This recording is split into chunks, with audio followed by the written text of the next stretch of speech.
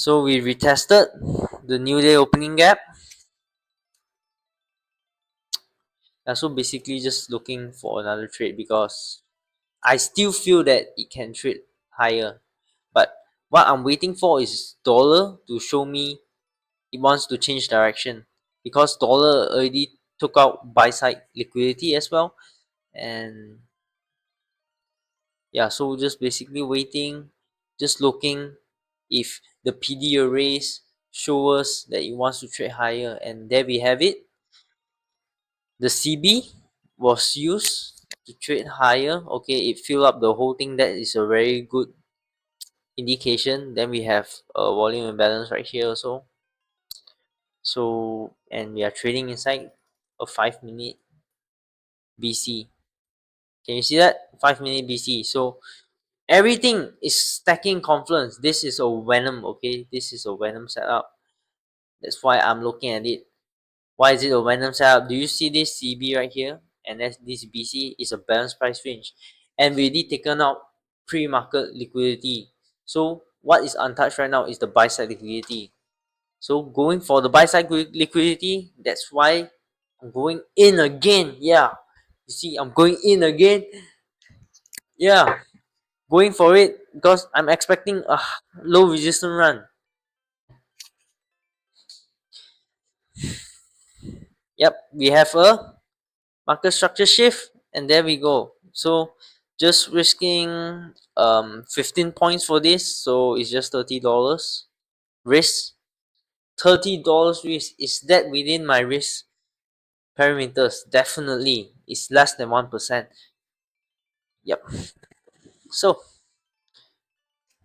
expecting the same thing, since it's a silver bullet, we want to see price move away from the entry. We want to see price just explode higher, expand higher with time. Okay, it's already 10:30 and dollar is already changing direction. Okay, it's going to be very detailed one, because particular this day is a day where I learned quite a lot also trading in the high resistance run. Okay, so again, models should be validated, entries should be validated with intermarket analysis. And what do we have here? Dollar, I already said starting. Okay, you saw me type also that I wanted to see dollar start changing direction, and indices I want to see it move the opposite way, and I'm already bullish on indices, so I want to see dollar goes down. So that will validate the risk off, we have risk on setups, and we have it right here. So everything is green light. Looking at the immediate rebalance, do we have expansion after that? No, we did not. And it basically just retested the fair gap I used for entry. Okay, I use this for entry. Okay, just looking at dollar, looking at intermarket. So basically my entry is here, this fair gap, and this is the 5-minute Venom, and it's a reclaim 1-minute fair gap. So everything is just beautiful right now. Okay, it's just beautiful, just waiting for it to expand higher. Yep, at this point it's just everything is good. We take out low a swing low already. We take out one swing low here already. Then later we have a bullish market structure shift. Then we have a fair gap. It trades back into it. All this volume imbalance is kept open. Then this CB was used as an inversion fair gap. Reclaim CB, reclaim BC, silver bullet. Man, price displacing it from it. So everything was perfect. Okay, just beautiful how to see how price is coded. Like, yeah, I spent like quite some time with it, like 2 to 3 years studying price, and it still never fails to amaze me that I can read price like how I'm reading right now. So basically right now what I'm looking at, we have this immediate rebalance. So I want to see this stay open. Why? Because it's immediate rebalance and we already trade away from this CB. So I said I want to see this CB smoke. So it did so. That's why we can see that the midpoint of it, generally we want to see it stay open. If it's an inversion fair gap, we want to see the midpoint of it stay open. We don't want to see it come back down. If it doesn't do so, that is very good for the setup, and we are seeing displacement expansion in intermarket as well. So yeah, that was what I'm looking at, and yeah, so there we have it. Displacement, price traded past the new week opening gap, current new week opening gap. So do we have our lowest hanging fruit objectives? For now, I just want to see prices power through it, like just expand and take out my low hanging fruit, because actually in a low resistance run, it's going to do it just in this instant right now. It's going to give me the low hanging fruit because we are very close to CB in the premium dealing range, and also we are already leaving a discount. So in a low resistance run, once market leaves the equilibrium, which is the midpoint of dealing range, price will generally just explode, expand higher, and we did not see it. Okay, we did not see it do that, and just price just felt heavy to me. So I just immediately just manually closed the trade because I didn't want to strive to be right. Yeah, and also I did not like the fact that it traded lower.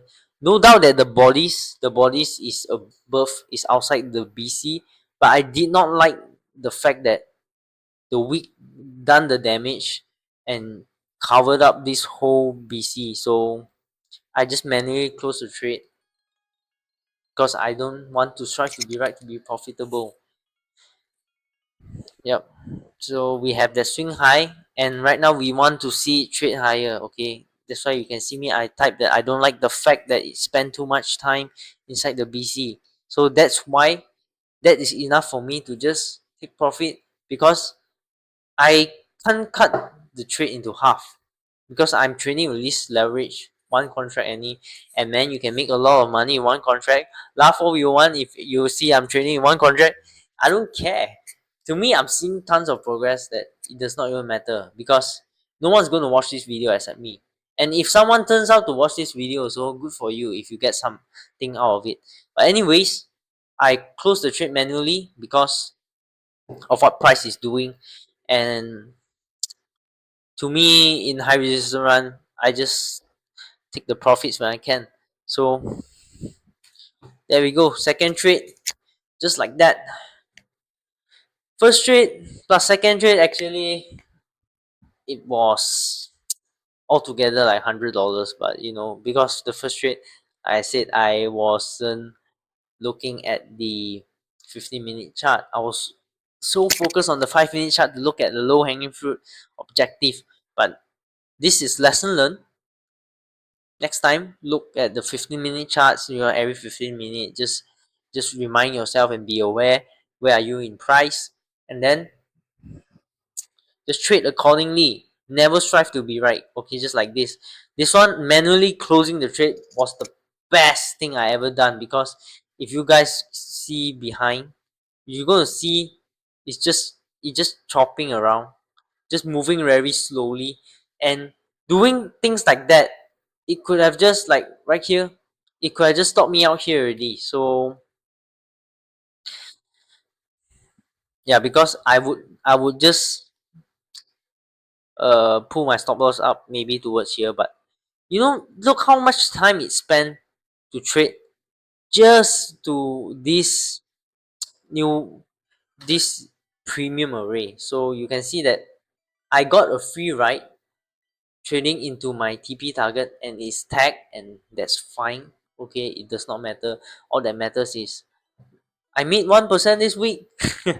Yeah, that's all that matters. And you can see that why this is a low hanging fruit objective, because see, price reached here and it just started trading lower already. So good job, Benjamin. This is a very good trade. And let's see the after trade thoughts. Okay, so hmm. Yeah, it's 9 o'clock, almost 9 o'clock. Wanted to prep my meal, but so I use all the stuff. Fuck it, okay, let's not do anything. So just gonna talk a bit about my next trade, which is the profitable trade, and made like $60 within 1 hour of high resistance run. Okay, I consider that a freaking win. And this trade, I closed the trade manually because it was taking way too long. It felt heavy when I was in a long position and I was in profit. At first I did hesitate and struggle, but the fact that it's not showing me what I want to see, which means the logic is saying that okay, we might be in trouble waters, so I just back profit, okay, because I also realize it's a high resistance run. So that's what ICT teach. In high resistance run, if you have a chance, just kill the trade. If you have a chance, take half of the trade off while you have the chance. Do what you can, because it's no longer favorable. It's no longer in your favor, this kind of trade. So yeah, if I didn't do so, I'll probably result in another break-even trade, and that's gonna feel like shit because first trade was already break-even, and second trade and first trade, there was an opportunity for me to take profit, and I did not do so because, like I said, I was too fixated on the 15 to the 5 minute chart that I forget to even glimpse on the 15-minute chart. So it's very important to every 15 minute look at the 15-minute chart at least.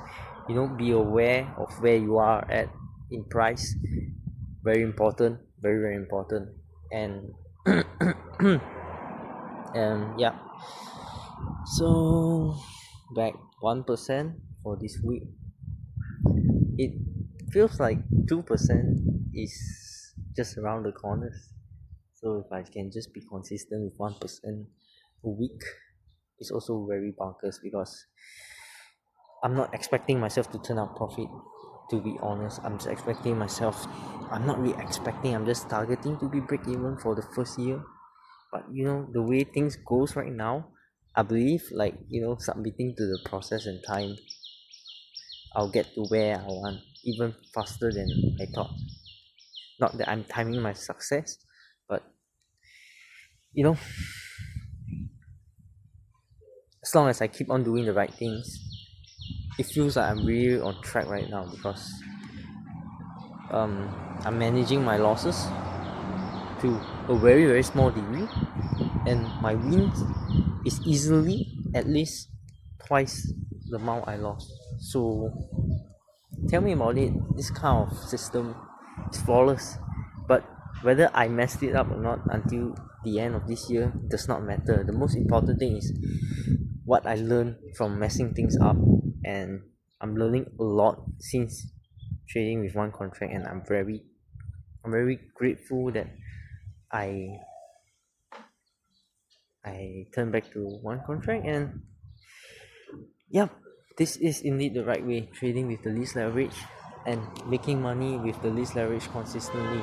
If you can't do that, don't even think of adding another contract. Don't even think of assuming more risk. And this is a very big takeaway for me this year as a trader that have less than a year of live fund trading. I realized that starting with the smallest leverage is always the best way, because you want to spend most of your time, just like what ICT say, you want to spend most of your time in drawdown. You want to spend most of your time in losing streaks when you are building yourself up as a freaking trader. So trading is not all thing in life. Yeah, I just finished my trading. You can see that I'm as fit as a fiddle, but still it's a lifestyle. And looking at my stats right now, definitely feels like I'm really on track. It's not just feeling. It's based on data, and we shall see how the next few months go, because August is coming, and during August it will be a whole month of reviewing and making videos with my brothers also, like sort of a checkpoint to where are we in life, financially, mentally, and yeah. So I guess I'm still managing quite well. I guess I'm still managing my life quite well. Yeah. So it's a night shift today. I'll probably come back and get this video done. Just a simple trade review. I'll see you guys in the next one.